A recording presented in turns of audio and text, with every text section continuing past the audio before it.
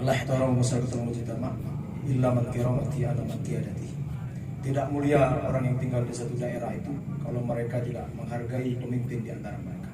Karena mereka ditunjuk, mereka dipilih, mereka merupakan mandat daripada masyarakat, pada umat. Maka tidak berlebihan awal daripada pemateri singkat ini.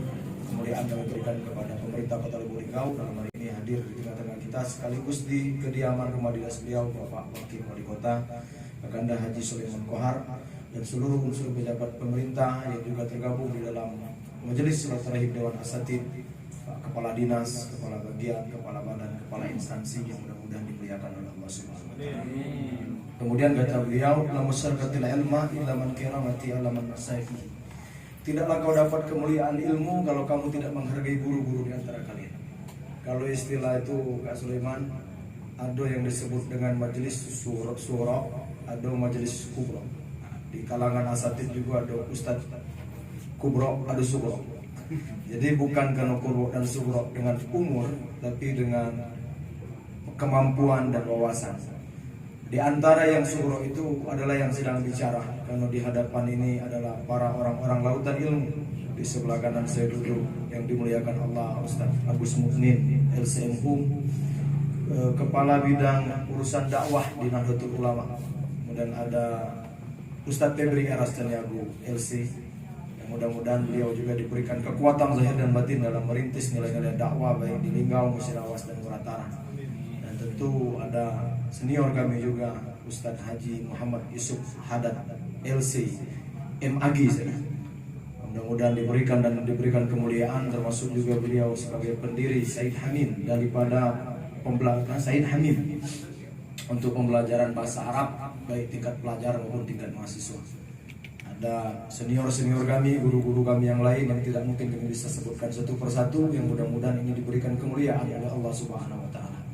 Dan tentu di dalam majelis yang mulia ini saya cuma ingin menyampaikan 3 pokok pembahasan agar tidak terlalu melebar tentang makna yang disuguhkan pada malam hari ini adalah hubbul waton minal iman. Kalau diarti begitu bahasa Muratara, cinta negara bagian daripada iman. Itu artinya. Artinya cinta negara bagian daripada iman. Nah, yang menjadi pokok pembahasan pertama malam ini, berapa banyak pada peradaban modern sekarang menganggap apakah itu hadis, apakah itu memang perkataan Rasulullah, ataukah memang itu sebuah pernyataan daripada Nabi Muhammad SAW, pernyataan tentang makna hubbul waton minal iman. Sementara yang kita kenal sebagai pendorong daripada ucapan itu di Nusantara adalah Hadratus Syekh Kiai Haji Hashim Asy'ari sebagai pendiri Nahdlatul Ulama, yang beliau bersenandung menyimpulkan dan mensiarkan nilai-nilai hubbul waton minal iman. Cinta kepada negara adalah bagian daripada iman. Itu poin yang pertama. Poin yang kedua nanti yang akan kita bahas adalah untuk sampai kepada cinta kita kepada negara bagian daripada iman itu, apa yang mesti kita persiapkan sebagai warga negara bangsa Indonesia, terutama di negeri kita. Kemudian yang ketiga, untuk menjunjung tinggi cinta kepada negara, hal-hal apa yang bisa kita perbuat untuk negeri. Untuk pembahasan yang pertama biar tidak terlalu melebar tentang makna hubbul waton minal iman ini, saya bisa menukil dari abad ke-9 yang dimotori oleh 2 ulama terbesar, ulama besar kita, yaitu Imam Ibnu Hajar Al-Asqalani dan Imam Badruddin Aini, yang mengutipkan tentang makna cinta kepada negara. Walaupun di dalam ungkapan beliau dalam syarah Fathul Bari, Imam Ibnu Hajar Al-Asqalani menyebutkan bahwa ma'udhifu ilaih, kami tidak menemukan matan yang serupa dengan istilah hubbul waton minal iman, tetapi kalimat itu ketika Nabi melihat dinding kota Madinah, kemudian Nabi mempercepatkan jalan ontanya, kemudian menunjukkan bahwa kerinduannya akan kota Madinah. Artinya cintanya Rasulullah kepada kota Madinah merupakan bagian daripada yang dirindukan oleh Rasulullah. Artinya kalau itu dirindukan oleh Nabi Muhammad SAW adalah ajaran syariat yang diajarkan oleh pemimpin besar kita, yaitu Nabi kita Muhammad, untuk mencintai negara kita, merindui negara kita, menjaga negeri kita. Kami yang mungkin berangkat ke Timur Tengah, uji wong lemah, hidup di luar negeri, segala macam. Tapi istilah kami dusun, lebih baik hujan batu di kampung dewek walaupun hujan emas di tempat lain. Maka kami pulang ke negeri ini menunjukkan cinta kami kepada negeri ini. Artinya kalau kita nak mengambil nas langsung daripada nilai sebuah hadis, kemudian kita mengatakan hadis itu maudhu, hadis itu palsu, tidak kita perlu jadikan pegangan, maka ketika kita mengkonter kalimat ummul waton minal iman sebagai hadis maudhu, itu terlalu dangkal juga. Karena ada nilai-nilai yang diajarkan oleh Nabi tentang kecintaan kita terhadap sebuah negara. Kemudian bergeser pada abad ke-10, ada nilai yang membuat sebuah sanad atau matan hadis itu yang disandarkan kepada Nabi kembali mengulang bahwa Nabi menceritakan tentang cintanya kepada kota Madinah. Di beberapa riwayat hadis yang lain, Nabi bisa saja menghancurkan kota Mekah di saat beliau terusir dari kota Mekah. Nabi bisa saja menghantam daripada kafir Quraisy Arab pada masa itu, tetapi Nabi tidak melakukan itu. Bahkan dalam perjanjian-perjanjian pun yang dilanggar oleh Quraisy Arab, kalau Nabi ingin hancurkan perang kepada mereka, mungkin hancur kota Mekah. Tapi Nabi tidak lakukan itu, menunjukkan bahwa Nabi menjaga di mana tempat beliau lahir, menjaga kota Mekah. Maka dalam kitab sejarah Islam tercipta sebuah istilah Fathul Mekah, kembali membuka sejarah peradaban kota Mekah. Artinya kecintaan kita terhadap sebuah negara betul adalah bagian daripada iman, walaupun secara matan tidak serupa dengan kalimat itu, tetapi kecintaan kepada sebuah negara adalah sesuatu yang dibenarkan di dalam ajaran syariat kita Islam. Nah, kemudian setelah kita mengetahui problem yang terjadi pada abad dewasa ini, terkadang kala berapa banyak orang menyebut ketika disampaikan oleh ulama mereka ingin sanad, ingin hadis yang sesuai dengan nas. Maka kalau tidak, dia katakan tidak sesuai dengan ajaran Nabi. Dia katakan bid'ah, maka dia katakan mengada-ada. Nah, maka ini yang terkadang kala kita kadang al-muslimu mahjubul muslim. Orang Islam tertutup oleh Islam itu sendiri. Kita terlalu banyak bergandengan tangan dengan lawan, tapi kita bercerai-berai dengan kawan sendiri. Di mana nilai yang diajarkan di dalam Al-Quran, wa'tasimu bihablillahi jami'a wa la tafarraqu. Berpegang teguhlah kamu pada tali agama Allah dan jangan kamu bercerai-berai. Artinya, ketika kita melihat sebuah pandangan daripada tokoh ulama yang lain mungkin tidak sepandangan dengan kita, tak sependapat dengan kita, apakah kita bisa katakan dia memakai hadis maudhu, dia pakai hadis palsu?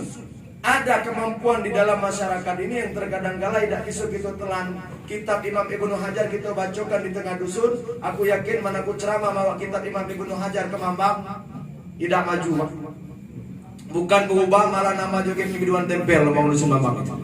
Artinya ada sesuatu yang nas secara sebuah nas hadis di dalam menukil sebuah kitab tidak bisa serta-merta kita lemparkan langsung kepada umat, kepada masyarakat. Maka ada orang menyuruhkan dakwahnya dengan gayanya masing-masing. Ada yang menyuruhkan dakwah dengan gaya kajian, dia mengupas setiap hukum-hukum. Tapi ada juga yang menyampaikan nilai-nilai dakwah ini sesuatu yang terjadi di tengah-tengah umat, perkara-perkara yang mereka lakukan.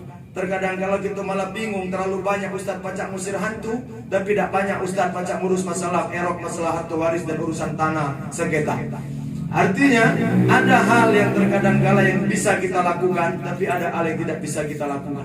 Nah, maka dalam hal ini untuk membuktikan kecintaan kita dalam nilai hubbul waton tadi minal iman, cinta kepada negara adalah bagian daripada iman, kita diskusikan apakah ini sebuah hadis yang memang dalam kalangan abad modern ini banyak menyebutkan itu adalah maudhu, palsu, kemudian mengada-ada. Tadi sudah saya sampaikan dua daripada pendapat ulama dalam hadis yang singkat, bahwa tidak dalam matan serupa, tapi sepaling tidak ada nilai yang diajarkan. Cinta kepada negara, cinta kepada tanah kelahiran adalah bagian daripada keimanan kita sebagai seorang muslim.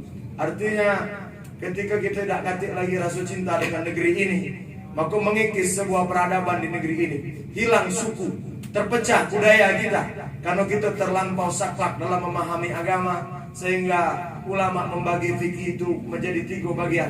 Ada yang disebut dengan fikih akidah, yang membahas tentang akidah kita, ketauhidan kita, akidah kita kepada Allah. Kemudian juga ada fikih ibadah yang membahas tentang sholat kita, puasa kita, zakat, infak, haji, sodako. Tapi juga ada fikih adat, dalam istilah disebut dengan sakofah. Ada orang yang menyebutkan budaya, sementara kata ulama adat dan sakofah atau budaya termasuk sepertiga daripada ilmu fikih, dengan catatan adat dan sakofah itu tidak menyimpang hukum syariat agama. Artinya menyesuaikan dengan bulan Agustus, merebut kemerdekaan kita yang sudah 77 tahun kita merdeka ini. Artinya ulama kita, para pejuang kita, para syuhada kita bukan menerima kemerdekaan ini hadiah daripada Belanda, pemberian Jepang, tapi semua mereka berjuang bersimbah darah. 350 tahun tengah 3,5 abad kita terjajah, kemudian merdeka, nilai itu kita hirup dengan kemerdekaan. Maka tugas kita pada abad dewasa ini mengisi nilai-nilai kemerdekaan itu dengan hal-hal yang bermanfaat. Maka banyak kegiatan-kegiatan yang menunjukkan bela negara, cinta negara. Mereka memakai seragam pucuk merah, bawahnya putih. Kemudian mereka buat sebuah event-event yang membuat sebuah perlombaan mensyukuri nikmat-nikmat. Walaupun terkadang-kala hal-hal yang semacam itu juga menjadi PR kita bersama selaku kalangan Dewan Asatidz. Perlombaan-perlombaan yang dibuat yang kadang-kadang bukan cuma adat dan budaya, kadang-kadang menyimpang hukum syariat, main poli, pakai daster, berjilbab, yang lanang kan. Nah, itu kan sesuatu yang mungkin hal yang terjadi di masyarakat awam sekarang. Kemudian ada juga yang membuat malam 17 Agustus dengan pesta pora, undang anggota 1,6 juta, sikok bagi dua dan seterusnya. Itu kan dengan cara masing-masing, tapi kita terkadang kala memiliki PR yang besar. Dan ini tidak bisa dipegang oleh pundak satu orang, Pak. Ini bukan cuma tugas Sekjen MUI, ini bukan cuma kepala umas dakwah, ini bukan cuma para mubalik, tapi kita semua yang hadir dalam majelis silaturahim Dewan Asatidz punya PR untuk melakukan itu. Maka kita merubah step by step. Ustaz Edi mengadakan sebuah perlombaan metep, misalnya, itu kan jauh lebih bermanfaat mengingat masa lalu kita dulu kan. Jadi artinya ada hal yang kadang-kadang kita rindukan, tapi sekarang kita hilang begitu saja. Ada sesuatu yang kita inginkan kembali, sementara kita sudah digerus dengan peradaban dan yang luar biasa ini. Nah, maka aku balikkan lagi pada konteks ubul waton tadi. Apa yang mesti kita lakukan menunjukkan bahwa kita cinta kepada negara? 3 saja. Yang pertama yang mesti dibangun dari jiwa kita sekarang, baik aku kalangan asatidz maupun kita, untuk masyarakat kita di orang-orang awam yang tidak mengerti agama. Yang paling penting untuk membuktikan cinta kepada negara, menjaga negara ini, yang dipentingkan adalah yang pertama nilai-nilai al-basyariyah. Al-basyariyah, kalau Imam Baidawi menyebutkan Nabi Muhammad kanahul basar lakal basyari. Dia manusia tapi tidak macam manusia biasa. Tapi istilah basyar, al-basyari adalah nilai-nilai kemanusiaan. Guru-guruku Dewan Asatidz, kadang-kadang kita bercerita tentang cinta akan negara, tapi dengan kecintaan negara yang terlampau membuat kita ta'assub, terlalu berlebihan, sehingga kita meninggalkan nilai-nilai basyariah, nilai-nilai kemanusiaan. Kita memang orang yang merdeka, kita punya hak berbicara, tapi kita tidak boleh untuk menggerus. Kita boleh beda pendapat, tapi kita tidak boleh menggilas sebuah perbedaan. Kita boleh tidak satu pandangan terhadap sebuah perkara, tapi dituntut nilai-nilai kemanusiaan itu tidak saling menghina nilai-nilai kemanusiaan. Apalagi menghina secara fisik, secara batin. Maka menunjukkan nilai cinta kepada negara, hilang nilai kemanusiaan. Maka apa yang bisa kita pertaruhkan untuk menunjukkan cinta kepada negara, sementara nilai peradaban kemanusiaan pun sendiri tidak kita jaga? Bagaimana orang-orang yang berjuang di Gaza, di Palestina, ketika nyawa tidak lagi berharga, manusia mereka anggap seperti binatang, hilang nilai-nilai kemanusiaan, tak ada lagi nilai-nilai kasih sayang di antara kita. Kalau kita munculkan nilai kemanusiaan di antara kita, maka tidak ada pertengkaran antara Haji Lamo lawan Haji Baru. Tidak bakal bertengkar antara ustadz satu dengan ustadz kedua. Kita kan kadang-kadang di masyarakat tuh bingung, Pak, orang-orang awam ini kejadian ustadz jadi di kampung-kampung. Kadang di dusun tuh bingung, Haji Lamo lawan Haji Baru bertengkar gara-gara kata ilmu tuh. Memanglah haji, cuman ilmunya dah ketek. Di masjid Siko yang berangkat tahun 90, yang Siko berangkat baru 2017 kemarin. Nah, jadi pergi ke Mekah situ, nganeng saya sudah tidak baca bismillah, balik-balik ke dusun nak mentak-mentak yang Haji Lamo imam gue tadi. Ngapo kamu baca bismillah? Karena selama 4 bulan gue di Mekah naik haji, gue tidak pernah dengar sesudah baca bismillah. Perkara bismillah kita bertengkar, Haji Lamo lawan Haji Baru di dusun, melilingau pula yakin aman. Di dusun-dusun bertengkar dengan perkara yang terkadang kala mereka tidak memahami nilai-nilai furu itu. Sementara kita melihat nilai kemanusiaan yang tumbuh di dalam kehidupan kita berbangsa, bernegara. Berapa banyak ketika kita bisa memberikan pandangan dan pendapat ketika jamaah bertanya dengan kita, apa sulit kita bicara? Kalau ustadz itu punya pandangan macam itu, mungkin bukan dia itu salah, tapi kitab aku dengan kitab dia itu mungkin tidak sama. Dalil fikih aku, kajian fikih aku dengan fikih dia itu tidak sama. Apakah kita harus menjatuhkan orang lain untuk mengangkat harkat martabat kita? Tidak, itu nilai kemanusiaan. Ketika nilai kemanusiaan itu runtuh, jauh kita nak bercakap tentang cinta dengan negara. Karena kenegaraan kita bisa tumbuh sebagai negara yang berdaulat kalau kita sesama manusia saling menghargai. Tapi kalau kita tidak bisa saling menghargai nilai-nilai kemanusiaan, apa yang bisa kita tumbuhkan tercinta kita kepada kedaulatan bangsa ini, negeri ini? Kita bicara cinta negara ini perkara besar. Mencinta Linggau mungkin masih agak skup kecilnya, tapi malah cinta negara besar, 33 provinsi gitu. Jadi kalau kita ingin sudah bercerita ke arah situ, poin yang paling penting, tumbuhkan nilai-nilai al-basariyah, nilai-nilai kemanusiaan. Kemanusiaan yang kita tumbuhkan, toleransi yang kita bangun adalah saling menghargai, saling mengayomi, dan perbedaan pendapat. Sekarang semeliwiran, sekarang orang ilmu lah baca ditonton di YouTube. Orang buka YouTube, buka internet, buka apa, segala lah baca guru. Yang dulu kita tidak pernah ketemu dengan Buya Arazi, tidak pernah ketemu dengan Gus Bahala, baca kita tonton di YouTube.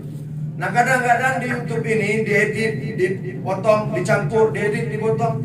Nah kita terkadang kalah saklek dalam menerima sebuah pandangan dan pendapat yang kita dapatkan dari internet. Padahal kita sedang diadu domba, kita sedang diombang-ambingkan. Kenapa kita tidak bisa belajar dengan apa yang dibawa oleh Imam Hasan Al-Banna, misalnya penggerak tokoh Ikhwanul Muslimin, walaupun dia penggerak politik pada waktu itu. Kata Imam Hasan Al-Banna, apa perkara yang menjadi sunnah kau tengkarkan, kau ributkan, tapi perkara wajib kau tinggalkan. Perkara kita beda sembahyang tarawih jumlah itu perkara sunnah. Perkara kita nak ikut sunnah metep dengan sunnah memanah itu bukan urusan, Pak. Kamu senang memanah, silakan ikut. Ini jalur sunnah Nabi. Uji Ustaz Edi metep ini juga sunnah Nabi, walaupun lu kata dalil lagi kemuan bisa kan. Tapi kan kita tidak usah nak berdebat hal-hal macam itu. Itu balik lagi kepada keinginan gitu, hati nurani gitu. Kemana arah kita condong? Selagi mendatangkan manfaat, mendatangkan persaudaraan, mendatangkan silaturahmi, bukan itu yang kita bangun di dalam majelis silaturahim Dewan Asatid. Man arada ayu basatala uwayun sa'afi asyari'i falyasil rahim. Barang siapa yang ingin dipanjangkan umurnya, diluaskan rezekinya, maka banyak-banyak tali silaturahmi. Aku nih Pak Haji nonton nengok di grup Masdar. Walaupun tidak komen nonton. Apa tuh nengok Ustaz Abu Hasim laku mawang situ lah melantak dia di hujan. Nengok besok Ustaz Edi lagi situ, wah dia pun ngomong mana aku ada kesempatan waktu baca ngiring pula. Mungkin lebih banyak lagi rezeki gitu. Artinya mendatangkan rumah sahabat, mendatangkan rumah sahabat itu bagian daripada silaturahmi. Dan itu yang disebut dengan nilai al-basari, nilai-nilai kemanusiaan yang kita tumbuhkan antar sesama. Bukan kita saling pepat luar, istilah kita dusun nggak leman, pepat lagu pancung dalam, nyegal kawan seiring, manis ketika berhadapan, balik belakang lain bicara, yang dihadapi hanyalah topeng-topeng dan kepalsuan. Maka muncul hari rumah, buka dulu topengmu, uji budak itu. Uji budak itu. Nah, jadi kita ini mesti Pak. Jadi kalau kita ingin membangun nilai-nilai basariah, yuk bangun dulu. Ya nilai gitu. Woi Ustadz itu memang pandangannya agak keras. Nah kita jangan padu dengan keras, mengkeras sama keras, patahan. Ya, sementara Nabi ajarkan dengan kita latak kurban fatuk soro wailaya bisa fatuk kasar. Perkara agama jangan terlalu keras, kau dipataku. Tapi jangan terlalu lemah, nanti kau diinjak-injak oleh orang. Atau wasud baina amraini. Kita yang berada di tengah-tengah itu jauh lebih baik. Kerasnya tidak, lembutnya tidak. Keras itu tepat pada waktunya, lembutnya tepat pada waktu. Nah, ini porsi Pak. Ini porsi. Kenapa kita sering gagal, sering kalah dengan orang-orang yang justru membuat kelompok kemaksiatan? Hakun bila nizamin yang lebih hubatil bin nizam. Kebaikan yang tidak terorganisasi akan dikalahkan dengan keburukan yang terorganisasi. Maka organisasi yang dibentuk di bawah forum-forum keagamaan itu mantap Pak, teruskan. Forum medet, forum mana, forum ini, jangan intip tak, jangan. GPSS artinya gerakan penggerak safari subuh. Ini adalah gerakan-gerakan al-basariyah yang menopang kita sampai kepada puncak. Gubulwatan minal iman tadi. Cinta kepada negara. Kalau bukan karena nilai-nilai kemanusiaan yang tumbuh Belanda yang nyajak itu 350 tahun bukan kepada akal dan kecerdasan, tapi nilai kemanusiaan itu yang dihargai dia. Apa yang dia takutkan? Dulu berkecamuk perang dalam histori sejarah Indonesia kita buka 1825 sampai 1830. Tidak kate wong tidak takut. Dengan ada kate wong berani dengan tentara Belanda nyajak, bengis segala macam, tapi ada siko. Orang yang ditakuti oleh Belanda. Siapa dia? Kita kenal Pangeran Diponegoro. Ketika perang bagaimana api yang berkebar, yang luar biasa itu, berkecamuk perang di Jawa Barat, berkecamuk perang di Jawa Timur, menunjukkan bahwa tokoh nasionalis bukan cuma sebatas jenderal. Karena kalau bicara tentang jenderal sekarang agak sensitif, Pak. Maka ke bintang-bintang 3 aku capak kalau sekarang. Ini jenderal, Pak, bukan soal jenderal saja, bukan soal betebek bintang di bahu. Ini soal iman di hati. Ini soal keyakinan dan nilai kemanusiaan. Apa yang ditakutkan Belanda? Pangeran Diponegoro. Kenapa orang takut dengan dia? Menumbuhkan nilai-nilai kemanusiaan yang tumbuh dalam diri Pangeran Diponegoro. Dia ngaji, Pak. Ngaji kitab, ngaji tafsir, macam-macam gitu nih lah. Pakai lilitan sumpah. Aku pecah-pecah lilitan sumpah itu gaya-gaya cak Pangeran Diponegoro walaupun tidak sampai. Cuman gitu, paling tidak ngikut ke sunnah. Karena sunnah Nabi memakai imamah. Ketika dia taruh di bahu namanya burdah. Ditaruh di bahu. Ketika di pojok kepala namanya imamah. Tergantung kondisi. Nampak kain ini baik. Porsi kalau kita tidak tahu tempatnya, pacak ubah namanya. Kalau ini pe pojok kepala imamah. Pe pojok bahu burdah. Pe pojok meja serbet. Tergantung pun aku. Nah perkara agama gitu modelnya lama. Tergantung kita meletak dari mana posisi gitu. Nah ketika kita hilangkan nilai-nilai kemanusiaan itu, apa yang kita takutkan Belanda oleh dia? Ternyata bukan cuma jenderalnya, bukan bintang 3-nya, tapi ada agama yang sangat mendalam dalam diri Pangeran Diponegoro yang dia bisa menghargai sebuah perbedaan. Maka dia banyak dapat gelar dari tanah jauh. Nama asli Pangeran Diponegoro itu Raden Mas Abdul Hamid Otowiroyo Mustahar Eru Cukro Senopati Alogo Saidin Pronotogomo Amirul Mukminin Khilafatul Tanah Jawi Pangeran Diponegoro pahlawan Goa Selaru. Allah. Itu maklumannya. Jadi kalau kita bisa melihat beliau bukan pada sosok surbannya, bukan sosok pada jenderalnya, tapi nilai basaria yang tumbuh dalam diri Pangeran Diponegoro. Terpampang, Pak. Dia tidak pernah menepuk dada menghitung jasa. Ini jasaku. Ini aku yang menanam. Tapi sekarang patungnya terpampang di alun-alun Kodam Jawa Timur. Naik pojok kuda telunjuk sambil lonjuk macam ini. Pojok wong Jawa, dah gitu. Wong lingau. Mana wong Jawa? Cak ini Pak nonjuk, cak ini patung. Artinya apa? Kita tidak perlu menjelaskan tentang siapa kita, tapi sejarah akan membuka. Istilah kata orang Jawa becek kedeti olah ketor. Yang benar akan tampak benar, yang salah akan tampak salah. Kita terkadang kala terlampau menutup diri kita, menutup hati kita. Kajian Islam ini bukan soal tukiran kita. Kajian Islam ini bukan soal sandaran sanad, tapi ada yang lebih hebat daripada itu. Apa? Menghilangkan sifat bahwa kita lebih daripada yang lain. Satu riwayat ketika Nabi datang dengan para sahabat, kata Nabi, "Ala akhbirukum bima huwa akhafun alaikum minal masih." Maukah aku tunjuk dengan kalian ada orang yang lebih menakutkan daripada Dajjal? Bayangkan, Pak, uji para sahabat, bukan ke Dajjal itu lebih menakutkan ya Rasulullah? Iya, kata Nabi, tapi ada yang lebih menakutkan daripada Dajjal. Siapa itu ya Rasulullah? Kata Nabi, wa wasirkul wafi. Mereka yang berbuat syirik khafi. Kata para sahabat, wa wasirkul wafi ya Rasulullah. Siapa itu syirik khafi? Asirkul wafi man yakumu rijal fi makani rujuk. Ada orang yang tegak melakukan sesuatu yang dia ingin dilihat oleh orang lain. Dia ingin dinilai, dia ingin disebut saleh, dia ingin disebut khusyuk. Hati-hati, perkara kita semayang lagi masih baca tergelincir, apalagi tidak semayang sama sekali. Perkara kita tegak sholat bebas. Aman itu mak kacang yang semayang, ngomong gila, 1 menit 2 detik. Tapi mandi masjid pak lain, ngagak takbir lagi roman. Allah. Oh, cuma bang tulang pakam tahiyat tu. Kita nak nunjuk bahwa kita lebih hebat, bahwa kita lebih khusyuk, bahwa kita lebih mendalami. Di situ terkadang kala nilai kebasariaan kita akan runtuh. Kita tidak lagi memandang orang tentang apa yang ada di dalam isi kepalanya, apa yang dia pakai, apa yang dia kenakan. Sifatnya, apa kain sutra, apakah lagi sifatnya sudah hal-hal yang berbentuk duniawi. Kita tidak lagi kadang-kadang negeri ini sulit untuk disebut menghargai ilmu, menghargai wawasan. menghargai Quran, merobek sakralitas agama, maka meruntuhkan nilai-nilai al-basariyah, nilai-nilai kemanusiaan ini. Menurut daripada pandangan pribadi setelah membaca beberapa kitab yang kita pahami tadi, bahwa ada nilai yang paling kuat untuk membangun nilai-nilai kemanusiaan itu saling menghargai. Jadi ketika kita lebih merasa lebih hilang akan nilai kemanusiaan, kita tidak baca. Pekago kita nak dia mau ngaji, banyak orang ngaji tapi salah. Woi, tetangga sebelah aku rajin yang sembahyang. Aku, belum azan maghrib, dia sembahyang maghrib. Nah itu kan ilo. Kan artinya ada perkara yang terkadang kala membuat tidak didasarkan dengan ilmu, tidak didasarkan dengan kaidah-kaidah, maka yang akan muncul adalah penista-penista yang palsu-palsu tadi. Ya artinya kita nih Pak, serba laris. Di Indonesia ini serba laris.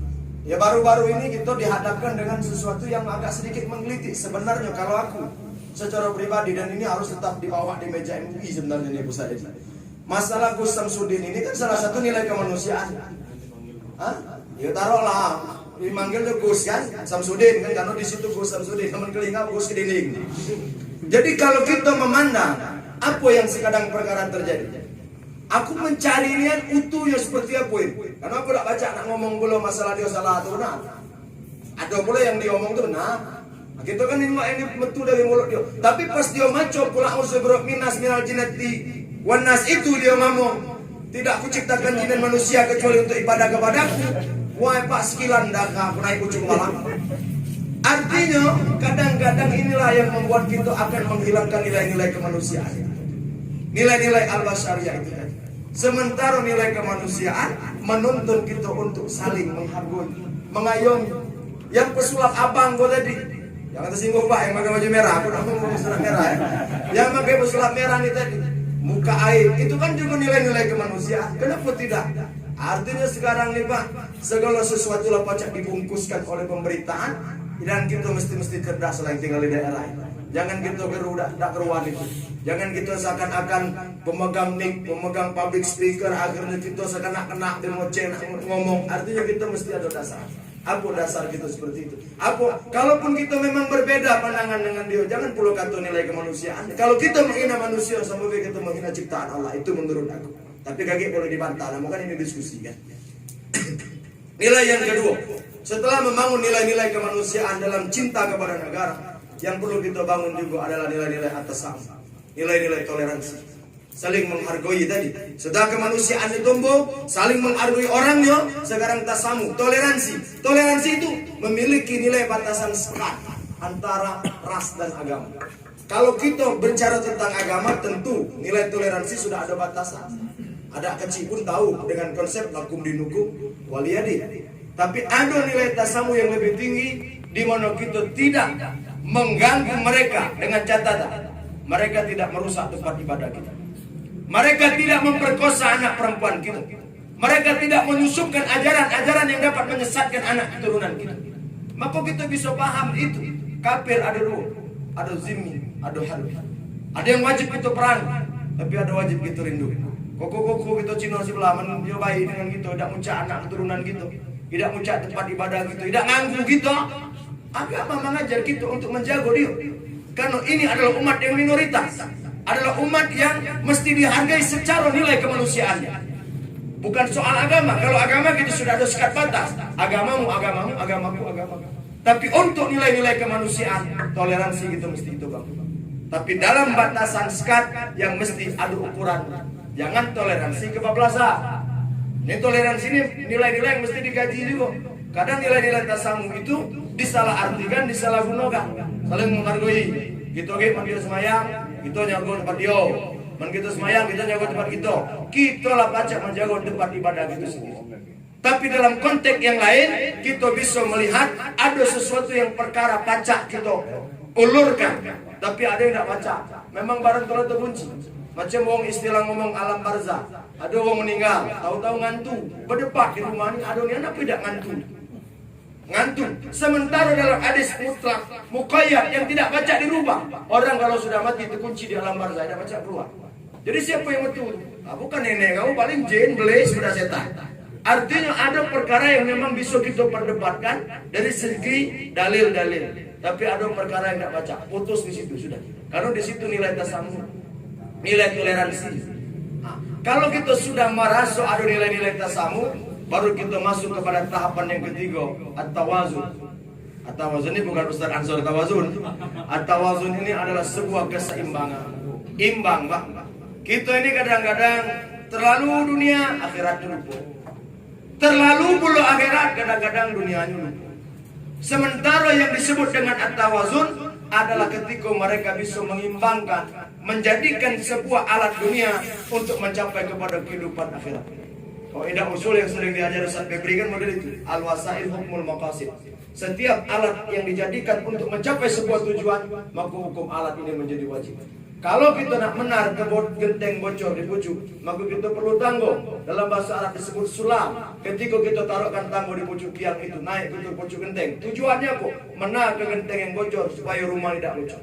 Ketika kita perkara agama, negara dengan dunia, dengan akhirat, ketika kita nak menar ke hati iman kita yang bocor, kita perlu tangguh. Apa tangguh menar hati yang bocor? Dunia, harta, ada, kendaraan, rumah. Macam mana kita mendapatkan ketenangan hati sementara kita tidak bisa memfasilitaskan kehidupan dunia kita untuk pada kehidupan akhirat. Jadi tidak dilarang nyari dunia, tapi fasilitas untuk mencapai pada kehidupan akhirat. Maka kita sering mengajarkan kepada masyarakat umum doa-doa yang kita panjatkan, Rabbana atina fid dunya hasanah wa fil akhirati hasanah wa qina azabannar. Mudah-mudahan dengan kebaikan dunia ini pacak mencapaikan kita kepada kehidupan akhirat. Artinya menjadikan ini sebagai wasilah, menjadikan ini sebagai bentuk jembatan untuk kita sampai kepada kehidupan akhirat. Dan kita perlu itu. Perlu itu. Nabi bisa sukses dalam nilai-nilai dakwah karena Nabi punya orang-orang itu. Nabi punya Abu Bakar, Nabi punya Umar, Nabi punya Utsman, Nabi punya Ali. Artinya kita di Mastani harus model itu, Pak. Kalau kita Ali, galau, cawak kalau tapi buntu tidak jadi, Pak Masdan. Ya, ngumpuli Ali galau. Tapi kita tidak, ada Alinya, ada Utsman, yang duit, Ustaz Abu Hasim, Vespa 7 dengar kabarnya. Artinya kan kita perlu motor untuk menggerak daripada sebuah gerakan ini. Artinya tidak baca, kita nak sekedar bim salabim abarakadabra masjid baca tegak, tidak baca. Artinya dunia yang kita kejar ini perlu untuk mencapai sebuah wasilah sampai kepada kehidupan akhirat yang hakiki. Nah, inilah sebuah nilai keseimbangan ketika manusianya muncul, ketika nilai-nilai toleransinya ada.